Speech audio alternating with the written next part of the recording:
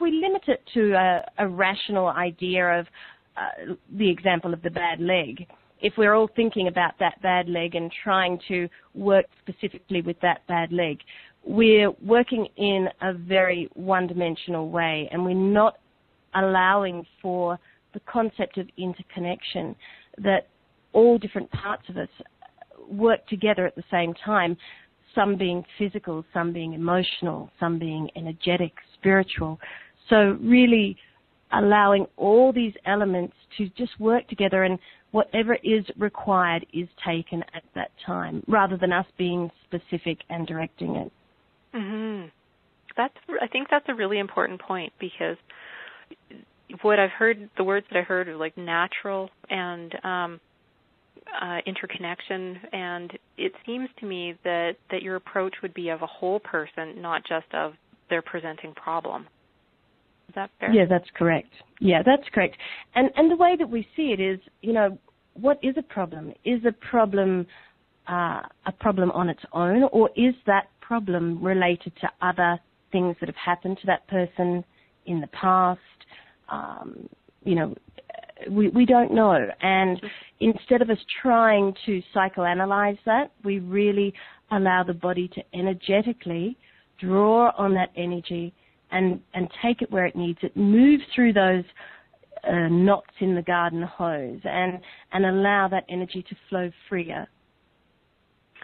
That's also a really critical point, too. I love the way that you phrase that, and that the body will draw energy, because especially if you don't really know what to expect, then I think that some people may have a fear that the practitioner is going to zap them or something.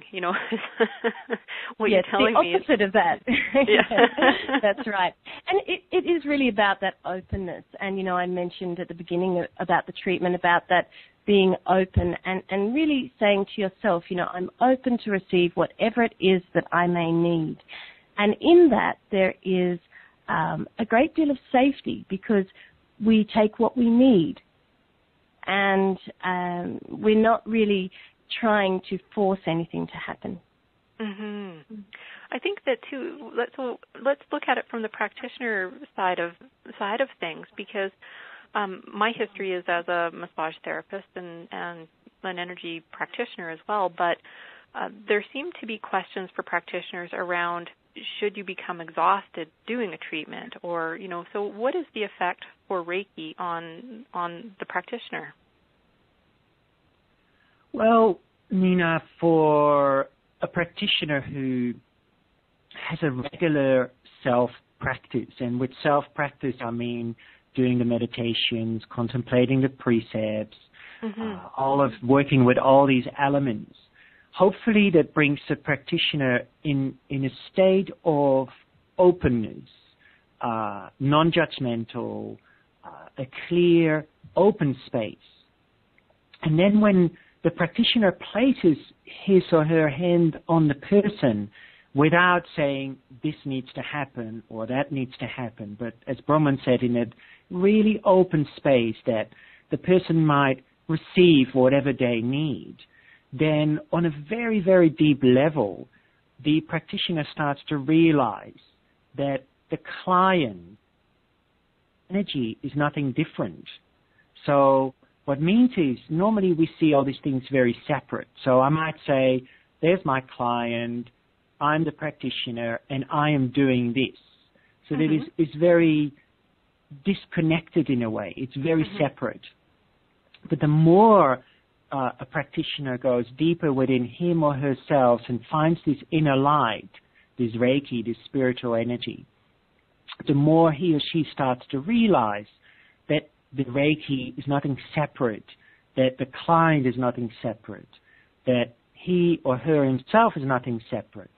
And then in that space, the giver becomes also the receiver, and the receiver also becomes the giver. And what happens then is that a practitioner can do 10 treatments a day and actually walks away and feels very empowered because he or she hasn't given anything.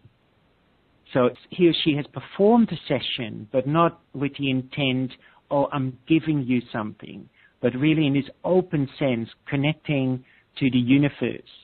So in other words, we can say that the spiritual energy, the Reiki, is like the universe, and the universe has no boundaries. There's no beginning, no end. It's part of everything. And this is something I think as a Reiki practitioner or teacher we need to realize, that everything is interconnected and everything is universal energy. Hi there, my name is Nina Wallinder, and I wanted to talk to you about Layers of Health. Layers of Health is a free online community dedicated to investigating holistic and alternative health options. These options can include physical health, mental and emotional health, business health, as well as your spiritual health.